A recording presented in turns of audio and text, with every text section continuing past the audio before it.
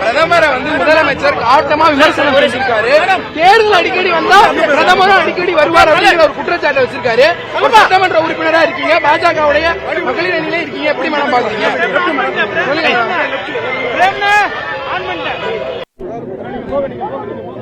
அசம்பிளில பேசியிருக்காரா? அறிக்கை கொடுத்திருக்காரு மேடம். அறிக்கை கொடுத்திருக்காரு. தேர்தல் வந்தா பிரதமர் அடிக்கடி வருவாரு அப்படிங்கறத சொல்லிருக்காரு. நாங்க 5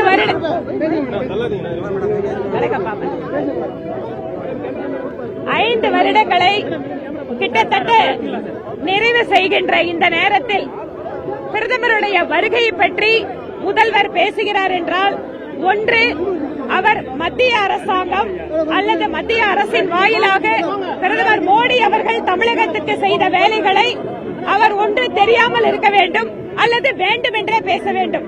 எத்தனை முறை பிரதமர் வந்து தமிழக அரசுக்கான திட்டங்களை கொடுக்கும் போது கூட மாநிலத்தினுடைய முதலமைச்சர் வராமல் தவிர்த்திருக்கிறார். அதனால பிரதமர் வந்து தமிழ்நாட்டுக்கு திட்டங்களை கொடுக்கும் போது, ராமேஸ்வரம் பாம்பன் பாலம் திறந்து வச்சிருக்கும் போது கூட அந்த நிகழ்ச்சிக்கு முதலமைச்சர் வரல.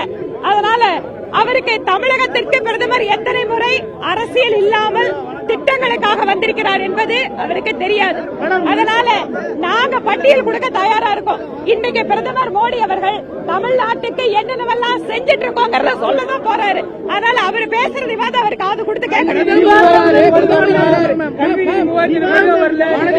பிரதமர் வராரு, தமிழ்நாட்டிற்கு வர வேண்டிய நிதி, பிரதமர் வராரு, தமிழ்நாட்டிற்கு வர வேண்டிய நிதி எப்போ வரும் கேட்கிறாரு. தமிழ்நாட்டுக்கு கொடுக்க வேண்டிய நிதியை அவர்கள் கூட்டணியில் இருந்த காலத்தை விட 3 மடங்கு அதிகமாக கொடுத்திருப்பவர் மோடி அவர்கள்.